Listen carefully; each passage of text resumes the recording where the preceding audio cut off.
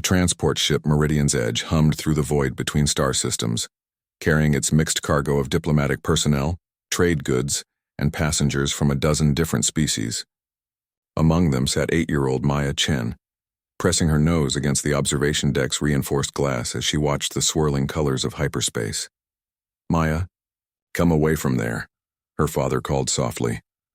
Dr. James Chen was part of the human delegation heading to the Xerion system for trade negotiations. His daughter had begged to come along during her school break, and he'd finally agreed, thinking the educational value would be worth the risk of bringing a child into alien space. Maya ignored him, fascinated by the dancing lights outside. She'd never been this far from Earth before, and everything felt like magic.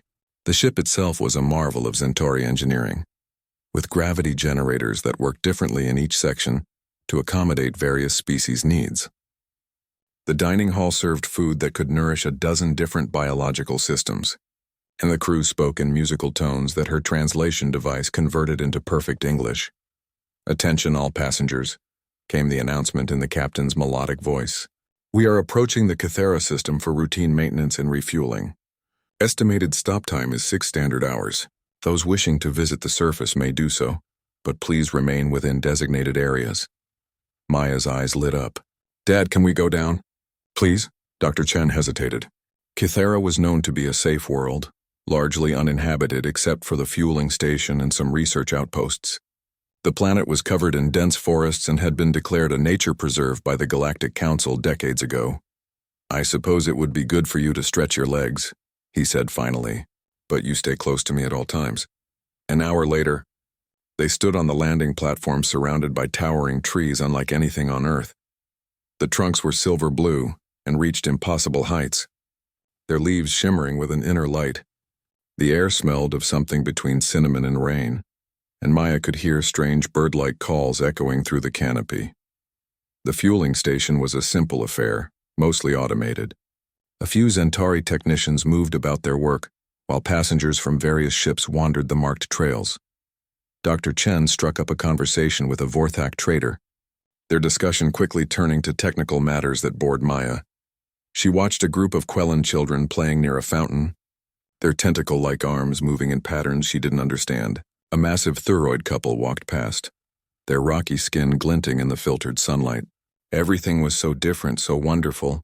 That's when she heard it, a high-pitched whining sound, barely audible over the ambient noise of the station. Maya tilted her head, trying to locate the source. Her father was still deep in conversation, gesturing at some kind of holographic display the trader had produced. The sound came again, more urgent this time. It reminded her of the neighbor's dog back home when it was scared. Maya looked around, but none of the adults seemed to notice. She took a few steps away from her father, following the sound. It led her to the edge of the designated area, where the maintained paths gave way to wild forest. There, partially hidden behind a fallen log, she saw something that made her heart skip. A creature about the size of a large dog paced frantically back and forth. It looked like a wolf, but its fur was deep purple with silver markings and its eyes glowed with an inner blue light. The creature was beautiful, but what caught Maya's attention was the smaller version of itself that lay trapped beneath a heavy branch. The pup was tiny, maybe only a few weeks old.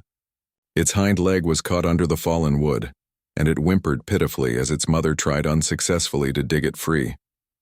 The mother wolf kept looking back toward the station, then at her trapped young, clearly torn between seeking help and staying to protect her baby. Maya stepped closer, and the mother wolf spotted her immediately. Instead of running or showing aggression, the creature approached Maya slowly, its body language clearly communicating desperation.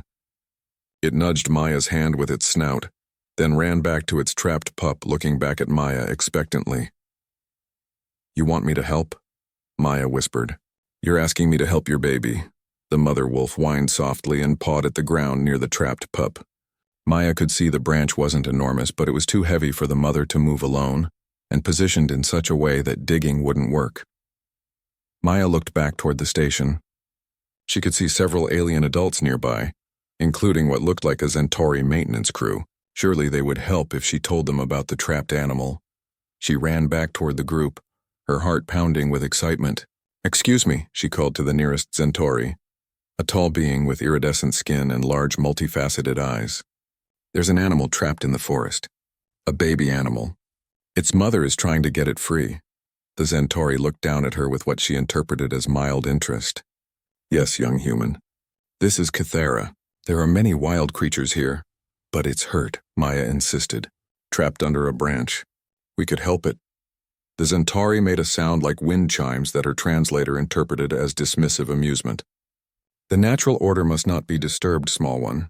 If the creature cannot free itself, perhaps it is meant to remain. Maya stared at him in shock. But its mother is right there asking for help. She came to me. She knows I can help. Animals do not ask, child. They simply are. The Centauri turned back to his work. Frustrated, Maya approached a group of Vorthak traders. Surely they would understand. But their response was even worse. Local wildlife is not our concern, one said curtly. We have schedule to keep. Natural selection serves important purpose, added another. Weak specimens must be eliminated for good of species. Maya's face flushed with anger and disbelief. She tried 2 more groups, including some Thuroid tourists who barely acknowledged her presence. Each time the response was the same. Indifference, dismissal, or cold logic about why interfering would be wrong. She returned to where her father stood, still discussing trade routes with the Quellan merchant. Dad, she tugged on his sleeve urgently. Dad, there's a hurt animal and nobody will help. Dr. Chen looked down at his daughter, noting the distress in her voice. What kind of animal, sweetheart? Like a wolf, but purple. Its baby is trapped and the adults here won't help. They say it's natural or not their problem. Tears were forming in Maya's eyes. But Dad, the mother came to me. She asked me for help. Dr. Chen glanced toward the aliens his daughter had approached. He could see their dismissive body language, their complete lack of concern. It wasn't surprising, really. Most galactic species had very different relationships with what they considered lower life forms. Humans were unusual in their emotional connections to animals. Show me, he said simply. As they walked toward the forest edge, Maya chattering urgently about what she'd seen. Dr. Chen reflected on the differences between humans and their galactic neighbors. It wasn't that other species were cruel exactly. They simply had different priorities, different ways of viewing the universe. But sometimes, he thought, watching his daughter's determined face, different didn't mean better. The mother wolf was still there when Maya and her father reached the edge of the forest, pacing desperately around her trapped pup. When she saw Maya return with the adult human, she approached them both, her blue eyes locked on Dr. Chen's face with an intelligence that took him by surprise. Incredible, he breathed, kneeling down as the wolf came within arm's reach. Look at those markings, Maya. This is definitely a native species. Probably evolved from the same genetic branch as earth wolves, but adapted for this world's unique conditions. The wolf seemed to understand that this human might be able to help. She led them directly to her pup, then sat back on her haunches and watched expectantly.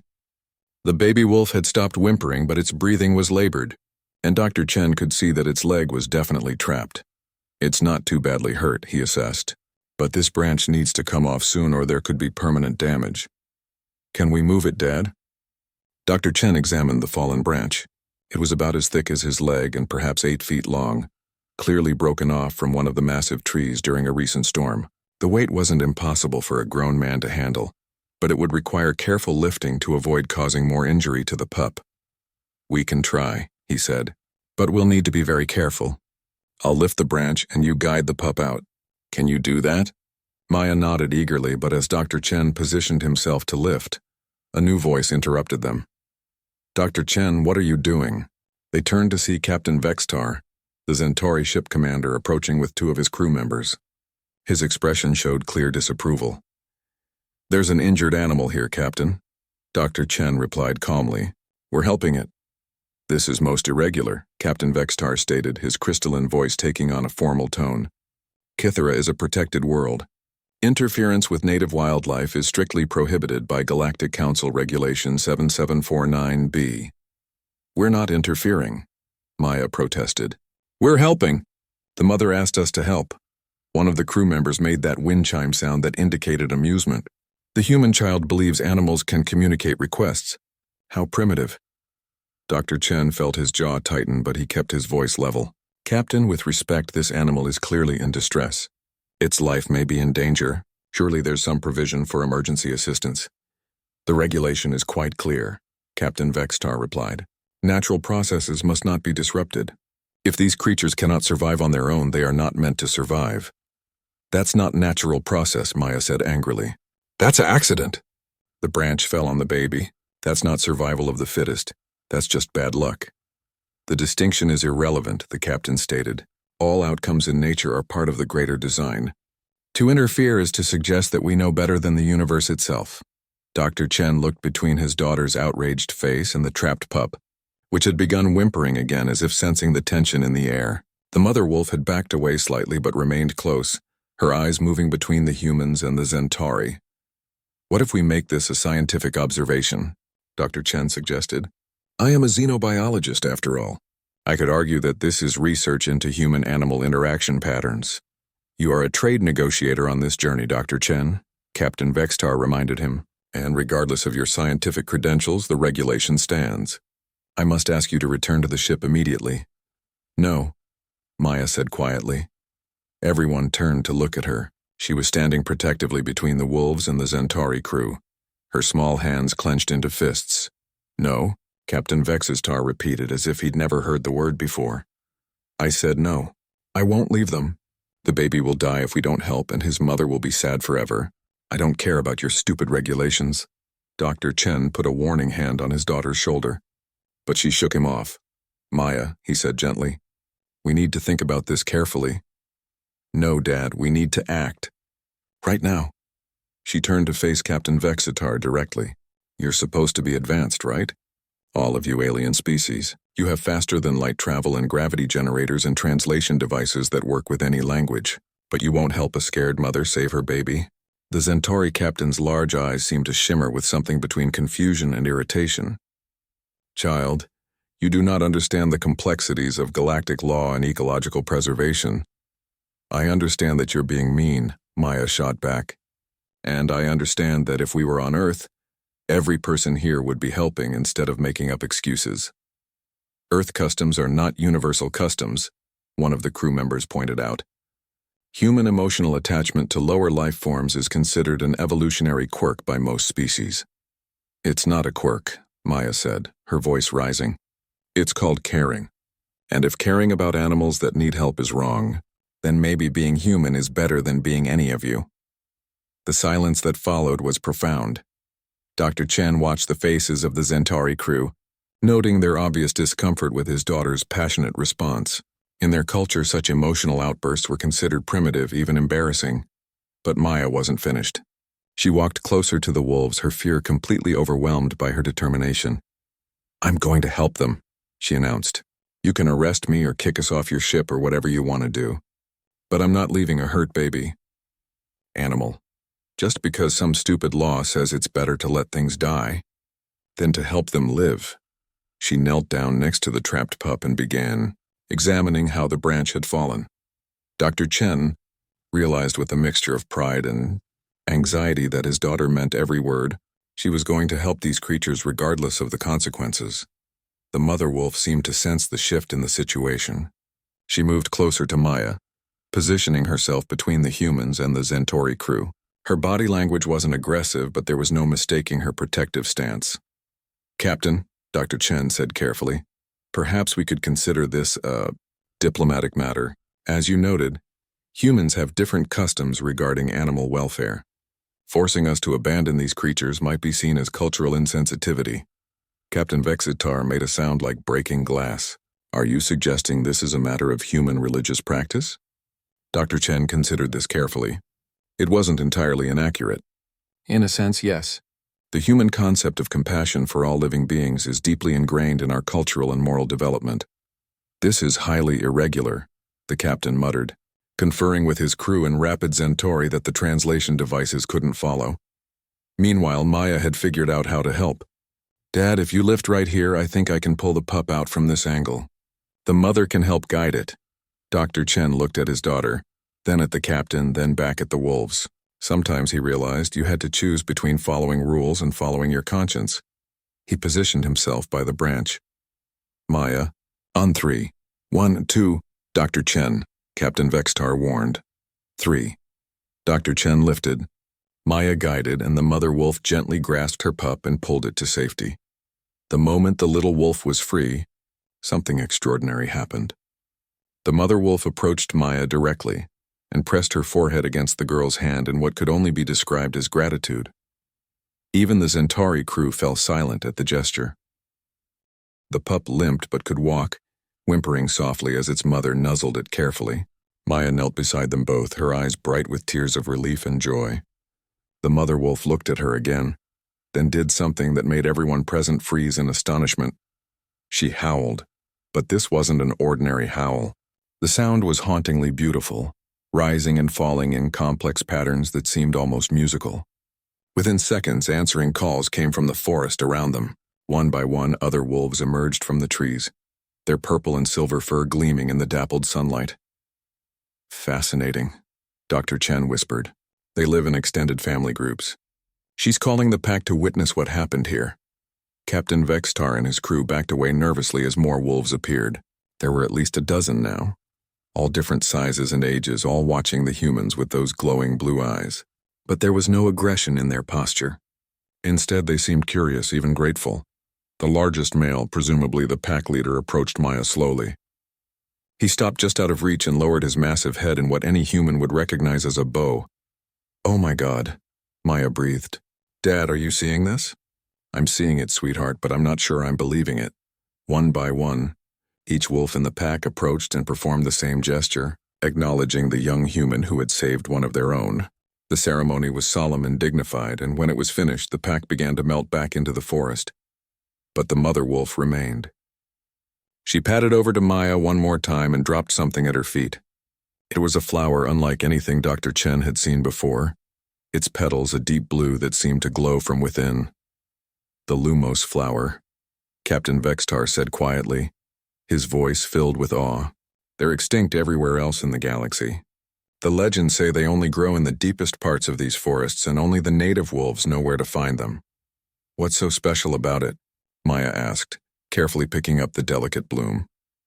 "According to galactic databases," Dr. Chen said, his scientific mind racing, "Lumos flowers have unique properties. They're said to enhance the immune system of any carbon-based life form and can heal wounds faster than any known medicine." "The wolves are giving you a gift," Captain Vextar observed, though his tone suggested he was struggling to process what he was witnessing.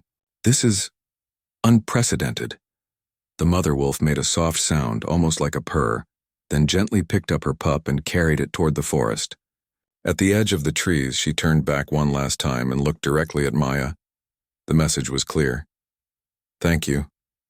Then they were gone, leaving only the humans and the increasingly uncomfortable Centauri crew standing by the fallen branch. "This incident must be reported to the Galactic Council," Captain Vextar announced, though he sounded less certain than before. "The implications are significant." "What implications?" Dr. Chen asked. "In 3,000 years of galactic civilization, there are fewer than a dozen recorded instances of native wildlife showing gratitude to off-worlders. Most scientists believe such behaviors are impossible due to species barriers and communication limitations." Maya looked down at the flower in her hands. Maybe they just never tried to help before. The simple statement hung in the air like an accusation. Captain Vextar and his crew exchanged glances, their discomfort obvious. "The regulation still stands," the captain said finally. "This was an unauthorized interference with protected wildlife." "But it worked," Maya pointed out.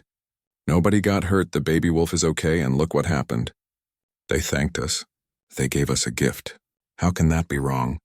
"The outcome is irrelevant to the legality of the action," Captain Vextar replied, but his voice lacked conviction. Dr. Chen studied the Centauri captain's expression. "Captain, may I ask you something? In all your years of space travel, have you ever seen anything like what just happened here?" "No," the captain admitted reluctantly. "And in all the Galactic Council's records, how many times have native species shown this kind of intelligent gratitude?" "As I mentioned, fewer than a dozen confirmed cases.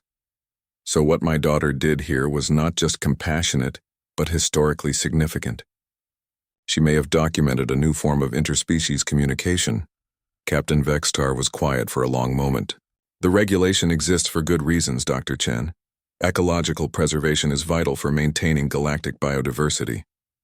I understand that, Dr. Chen replied. But surely there's a difference between wholesale interference and emergency assistance.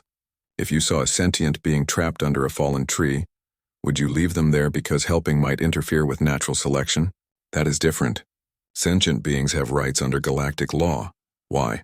Maya asked suddenly. Why do sentient beings get rights but animals don't? The question clearly surprised Captain Vextar.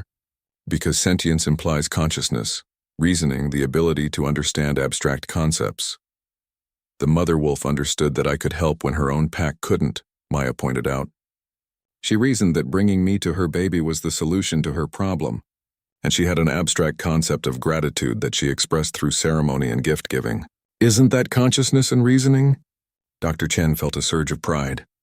His daughter's logic was sound, and more importantly, it was revealing fundamental flaws in galactic thinking about non-sentient life. The definition of sentience is established by scientific consensus, Captain Vextar said, but he was clearly struggling. Whose scientific consensus? Dr. Chen pressed. Have humans been included in that determination? Because we've been studying animal intelligence for centuries, and we found evidence of consciousness, problem-solving, and emotional complexity in dozens of Earth species. Human science is newer than established galactic protocols, the captain said carefully. Newer doesn't mean wrong, Maya said firmly, and older doesn't mean right. Maybe all you older species just forgot how to see what we can see. There was a commotion from the direction of the landing platform. Other passengers had noticed the absence of the ship's captain and were beginning to wonder what was happening. Dr. Chen could see several different species gathered at the edge of the maintained area, their body language expressing curiosity and concern. We should return, Captain Vextar said. This matter will need to be discussed with proper authorities. What kind of discussion? Dr. Chen asked. The Galactic Council will need to review the incident, determine if any laws were actually broken, assess the implications of the wolves' behavior, and decide on appropriate responses. And what happens to us while they're deciding? Maya asked. Captain Vextar hesitated. Normally there would be detention pending investigation. However, given the unprecedented nature of the incident and the educational value of your actions, I am prepared to allow you to continue to your destination while the matter is under review. Dr. Chen realized this was probably the best outcome they could hope for under the circumstances. Thank you, Captain.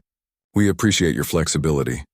As they walked back toward the ship, Maya carefully cradling her flower, Dr. Chen noticed that the other passengers had gathered to hear what had happened. Word was spreading quickly, and the reactions were as varied as the species present. The Vorthak traders seemed dismissive, muttering about human emotional instability. The Quellen family appeared curious but confused. The Thuroid couple simply stared, their rock-like features unreadable. But there was one passenger who approached them directly. She was Altarian, with the characteristic pale blue skin and silver hair of her species. Dr. Chen recognized her as one of the cultural attachés traveling to the same trade conference. Excuse me, she said in the musical tones of her people. I could not help but overhear the discussion. Did you really communicate with the native wolves? Maya looked up at her. We didn't communicate exactly, but the mother wolf asked me for help, and after we helped her baby, the whole pack came to say thank you. The Altarian's large dark eyes widened. This is remarkable. On my homeworld we have legends of such connections, but they are considered myths. Stories from before we achieved space travel. Maybe they're not myths, Maya suggested. Maybe they're memories. As they boarded the ship, Dr. Chen couldn't shake the feeling that his daughter had started something much bigger than a simple act of compassion. The flower in her hand seemed to pulse with inner light, and he wondered what other surprises this journey might hold. News traveled fast in the enclosed environment of a starship. By the time the Meridian's Edge entered hyperspace toward their final destination, nearly every passenger knew about the human-wolf incident on Cathara. The reactions continued to vary dramatically by species. Maya found herself the center of attention in ways she didn't entirely understand. The ship's medical officer, a methodical draconian named Dr. Esisthek, requested to examine the Lumos flower with scientific instruments. The results were startling. This specimen is genetically perfect, Dr. Sistek reported to the gathered passengers in the ship's common area. No disease markers, no degradation, optimal cellular structure. Furthermore, it shows signs of selective cultivation. What does that mean? Maya asked. It means the wolves chose this specific flower for you, her father explained. They didn't just grab any flower they found. They selected the best one. Impossible, scoffed Commander Thax, a Vorthak military officer traveling to the trade summit. Animals do not have the cognitive capacity for such decisions. Yet here is the evidence, Dr. Sesitek replied coolly. This flower was deliberately chosen from a cultivated garden. The wolves maintain flower gardens in their territory. The implications of this revelation sent ripples of shock through the assembled aliens. Cultivation of plants was considered a marker of civilization, a step beyond simple tool use toward true intelligence. Perhaps the gardens are instinctual, suggested the Altarian attaché, Lyrale. Like earth bees building hives. Bees don't choose which flowers to give as gifts, Maya pointed out. And they don't hold ceremonies. Captain Vextar, who had been listening to the discussion, activated a communication array. I am requesting immediate contact with the Galactic Science Council. This matter has moved beyond simple regulation violation. While they waited for the communication to go through, Maya noticed that some of the younger passengers seemed more interested in her story than their elders. A young Quellan named Jorveth approached her with obvious excitement. Tell me about the ceremony, Jorveth requested. My grandmother used to tell stories of similar rituals from our ancient past before we joined the galactic community. Maya described the wolves' formal acknowledgement, their bowing, the pack gathering. As she spoke, she noticed other young aliens moving closer to listen. Even some of the adults seemed drawn to her account, though they tried to appear disinterested. In our oldest legends, Jorveth continued, the animals of our homeworld would perform gratitude ceremonies for those who helped them. But scholars say these are simply primitive mythologies, stories created before scientific understanding. What if they're not myths? Maya asked. What if your ancestors really experienced these things, but your people just forgot how to see them? An elderly Thuroid named Granite Who Speaks stepped forward, his voice rumbling like distant thunder. Young human, you ask dangerous questions. Why are they dangerous? Because they challenge the foundation of galactic civilization, Granite Who Speaks explained. For 3 millennia, we have built our society on the principle that intelligence and sentience are rare, precious things that must be protected from the chaos of natural worlds. If animals possess intelligence, then maybe we've been wrong about who deserves protection, Maya finished. The silence that followed was deafening. Maya had just suggested that the entire philosophical framework of galactic society might be flawed. Dr. Chen put a protective hand on his daughter's shoulder, sensing the tension in the room. Maya is just sharing her experience, he said carefully. She's not making pronouncements about galactic policy. Perhaps not intentionally, Commander Thax said coldly. But her actions and words have implications beyond her understanding. What kind of implications? Maya asked. If animals possess intelligence sufficient to warrant protection under galactic law, Lyrale explained gently, then virtually every planet in the galaxy becomes a protected preserve. Trade routes would be disrupted, colonization would be impossible, and the economic foundation of our civilization would collapse. So you're saying it's better to pretend animals aren't intelligent because it's more convenient? Maya's voice was rising again. We are saying that stability and order require certain assumptions, Captain Vextar interjected, even if those assumptions are incomplete. Maya stared at them all in disbelief. You're willing to ignore the truth because the truth is inconvenient? Welcome to politics, sweetheart, her father murmured. At that moment, the communication array chimed. Captain Vextar's eyes lit up as he received the incoming transmission. The Science Council is responding. The main display activated, showing the crystalline form of High Researcher Kithix, one of the most respected scientists in the galaxy. Her voice carried the authority of centuries of study. Captain Vextar, I have reviewed your preliminary report. Please provide visual confirmation of the Lumos flower and testimony from the primary witness. Maya found herself standing in front of the display, holding the glowing flower while one of the galaxy's most important scientists studied her through quantum-encrypted transmission. Child, describe exactly what occurred during your interaction with the native wolves. Maya told her story again, this time with scientific precision encouraged by her father's coaching. She described the mother wolf's behavior, the pack's ceremony, and the deliberate selection of the flower gift.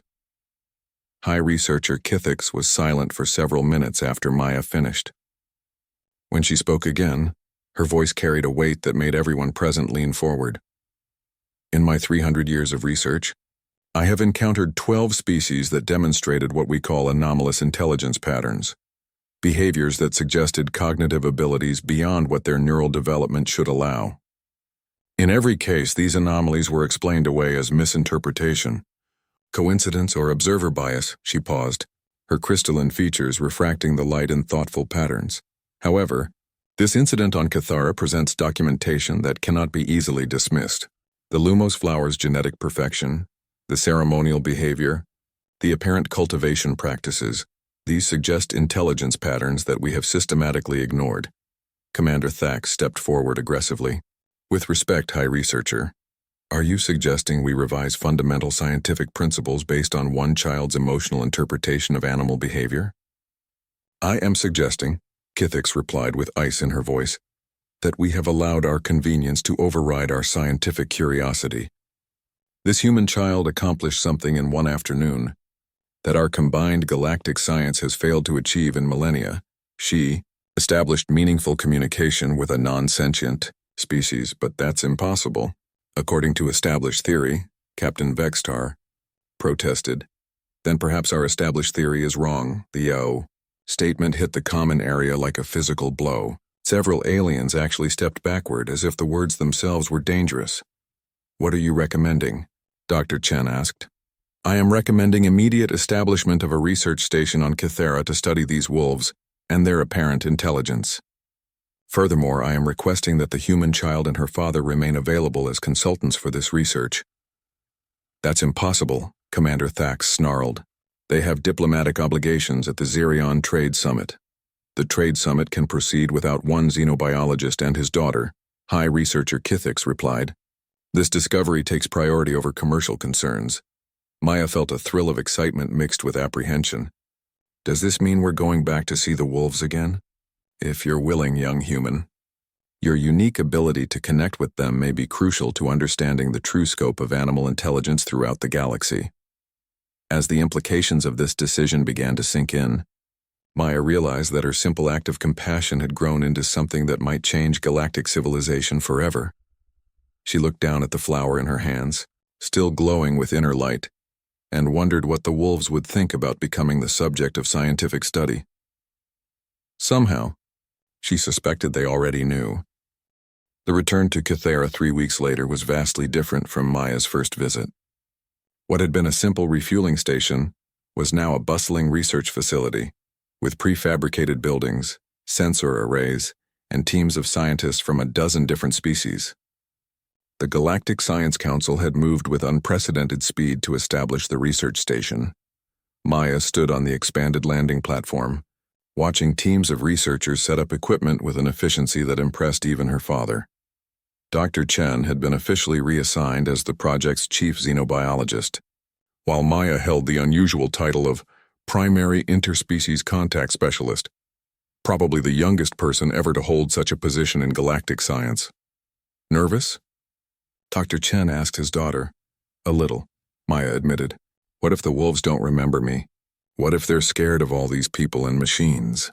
We'll find out soon enough, Dr. Chen replied, gesturing toward the forest edge where High Researcher Kithix was directing the placement of observation equipment. But I have a feeling they've been waiting for us. As if summoned by his words, a familiar howl echoed from the trees. Maya's heart leaped as she recognized the voice of the mother wolf she had helped weeks ago. The sound was answered by others, and within minutes the pack emerged from the forest. But this time they weren't alone. Maya gasped as she counted nearly 50 wolves of various sizes and colors, far more than the original pack. They moved in organized groups, with clear hierarchy and purpose that amazed the watching scientists. Extraordinary, High Researcher Kithix murmured, her crystalline form shimmering with excitement. They've called other packs. This is a gathering of multiple family groups. The mother wolf Maya remembered approached the edge of the research area, but stopped when she saw all the equipment and strange aliens. Her blue eyes searched the crowd until they found Maya. Then she sat down and waited. "She remembers you," Dr. Chen said softly, "and she's being cautious about all the others." Maya stepped forward slowly, aware that dozens of scientists were recording her every movement. "It's okay," she called to the wolf. "These are friends. They want to learn about you." The mother wolf tilted her head, studying the assembled researchers. After a long moment, she made a decision that stunned everyone present. She approached High Researcher Kithix directly and repeated the same formal bow she had given Maya. "She's extending the greeting to the leader of the research team," Dr. Chen interpreted. "She understands hierarchy." High Researcher Kithix, to her credit, returned the bow with dignity. "I am honored by your acknowledgement," she said formally. Though she knew the wolf couldn't understand her words, what happened next changed everything. The mother wolf returned to her pack and made a series of complex vocalizations. The other wolves responded with their own calls, and then something unprecedented occurred. The wolves began to organize themselves into what could only be described as a presentation formation. Different groups demonstrated different behaviors. Some showed tool use, manipulating branches and stones with obvious purpose. Others displayed what appeared to be mathematical concepts, arranging objects in geometric patterns. A group of younger wolves performed a coordinated dance that seemed to follow musical principles. "They're showing off," Maya realized. "They're demonstrating their intelligence on purpose."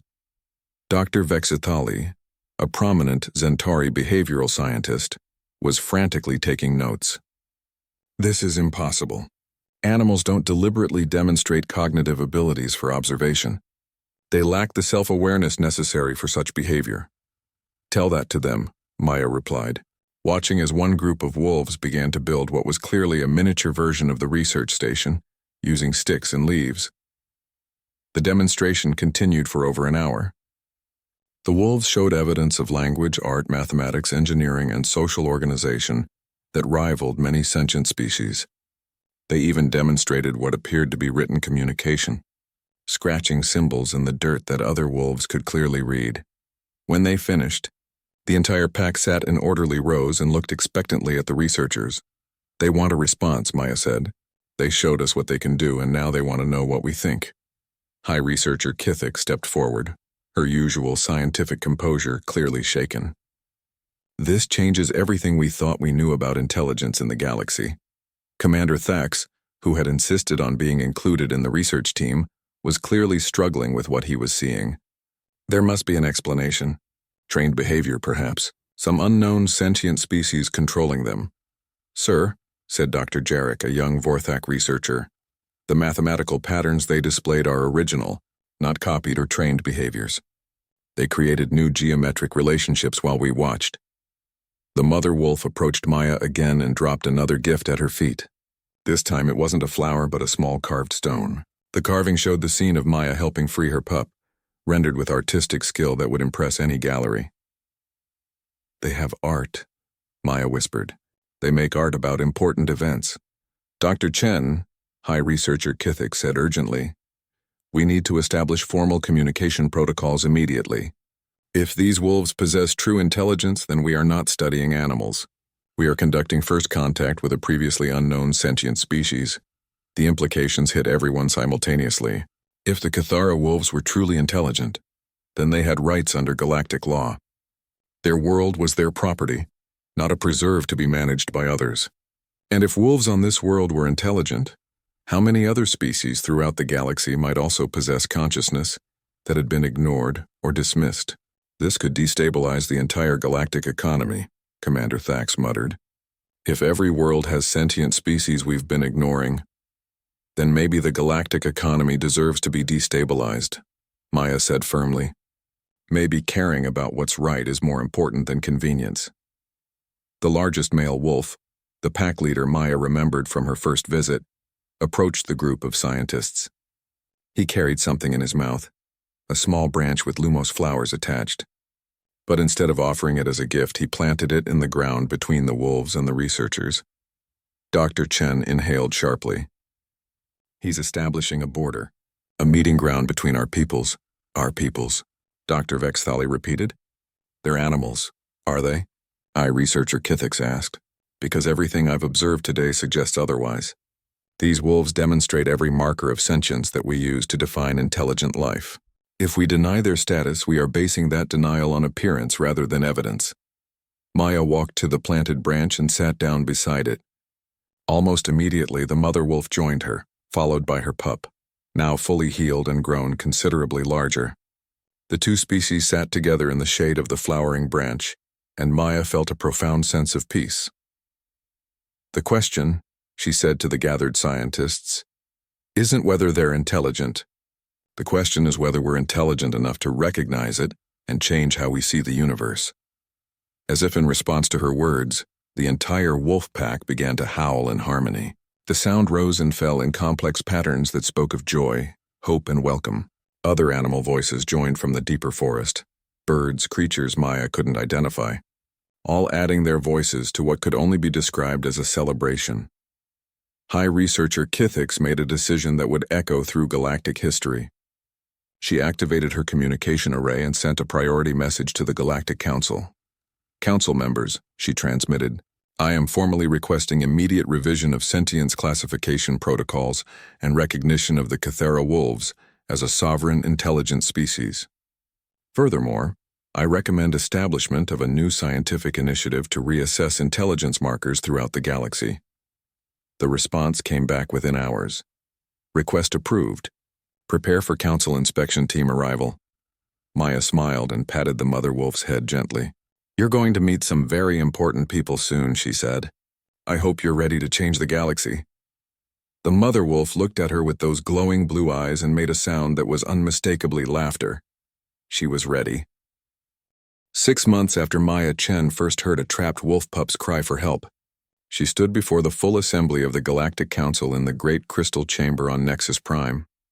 The room held representatives from over 300 species, their diverse forms creating a living rainbow of galactic civilization. Beside her sat the mother wolf she had helped, now formally known as Dawn Song Over Water, according to the translation protocols the research team had developed.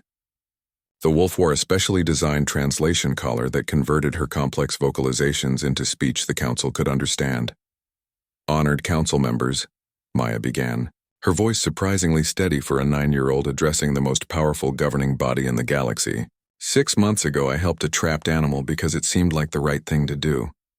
Today, I'm here to ask you to help millions of animals throughout the galaxy, because it's still the right thing to do. The response from the council chamber was mixed. Some species had embraced the revelations about animal intelligence with excitement. The Altarians had begun extensive communication projects with species on their homeworld, discovering rich cultures they had never suspected. The younger generation of Zentari had started questioning their ancestors' rigid definitions of sentience. But resistance remained strong among older, more established powers. The Vorthak Trade Federation had filed formal protests, claiming that recognition of animal intelligence would collapse interstellar commerce. The Thuroid Mining Consortium argued that their operations on hundreds of worlds would become impossible if they had to negotiate with every native species. Council Speaker Morden, an ancient draconian whose species had helped found the galactic government, called for order. We have reviewed the extensive documentation from Cathera. The evidence for wolf intelligence is compelling, but the implications for galactic society are profound. The implications are simple, Dawn Song Over Water spoke through her translator. Acknowledge what has always been true. We think, we feel, we create, we love our young. You have simply chosen not to see it. Commander Thax rose from the Vorthak delegation. With respect to the wolf representative, intelligence alone cannot determine policy. Galactic civilization requires structure, hierarchy, and established protocols. We cannot restructure thousands of years of development based on emotional appeals. Who said anything about emotion? Maya replied. This is about facts, about evidence, about admitting when you're wrong and doing better. The human child speaks with dangerous naivety, declared Chancellor Vexnil of the Thuroid Consortium. She understands neither the complexity of galactic economics nor the careful balance required to maintain interspecies peace. Dr. Chen, who had been silent until now, stood beside his daughter. With respect, Chancellor, my daughter understands something that apparently eludes many adults in this chamber. She understands that doing the right thing is more important than protecting the status quo. And what is the right thing? Council Speaker Morden asked. Complete restructuring of galactic society? Economic chaos? The collapse of established trade routes and colonial systems? The right thing, Maya said clearly, is to stop pretending that intelligence only exists when it's convenient for you to notice it. High researcher Kithix activated her presentation display, showing data from research stations that had been established on dozens of worlds following the Kithra discovery. The evidence is overwhelming. On every world we've studied, native species demonstrate sophisticated intelligence patterns that we previously ignored or misinterpreted. The display showed artistic creations, tool use, language development, mathematical concepts, and social structures from creatures across the galaxy, birds that composed complex musical arrangements, reptiles that built architectural marvels, ocean dwellers that maintained vast libraries of cultivated knowledge. The Altarian Communications Project alone has documented 47 distinct languages among species, previously classified as non-sentient, Dr. Chen added. The cultural complexity we've discovered suggests civilizations that existed for millennia while we treated their worlds as uninhabited resources. Which brings us to the fundamental question, Council Speaker Morden said gravely. If we acknowledge the intelligence of these species, what are our obligations to them? Dawn Song Overwater stood, her dignified presence commanding attention from the massive assembly. We do not ask for your charity. We ask for recognition. We ask for the right to exist on our worlds without interference. We ask for the respect that intelligent beings deserve. And what of worlds already colonized? Chancellor Vexnil demanded. Worlds with established settlements and infrastructure? Perhaps, Maya suggested. You could try asking the native species what they want instead of deciding for them. The suggestion created an uproar in the chamber. The idea of negotiating with animals was clearly shocking to many representatives, despite all the evidence they had been shown. Speaker Morden called for order again. The practical implications remained staggering. Trade routes, resource extraction, colonization rights, these form the foundation of galactic civilization. Then maybe, Maya said, her young voice cutting through the chaos. It's time to build a better foundation. She walked to the center of the chamber, a small human girl surrounded by hundreds of alien representatives. My dad taught me that science means changing your mind when you learn new facts.